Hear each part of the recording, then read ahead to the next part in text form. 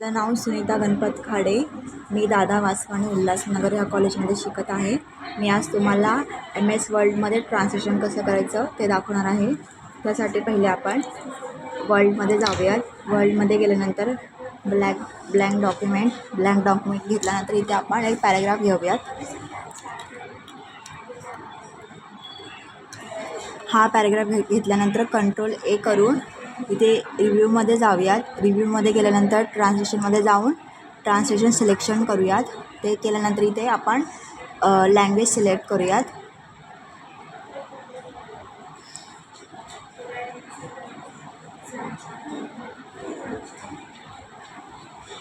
हिंदी ती सिलेक्ट केल्यानंतर आपण इथे बघूयात की ट्रान्सलेशन झालेलं आहे. आणि हे ट्रान्सलेशन जर आपल्याला पेजवर आणायचं असेल तर त्यासाठी इन्सर्ट करूया. इन्सर्ट केल्यानंतर तुम्ही इथे बघू शकता की आपल्याला ट्रान्सलेशन आलेलं आहे.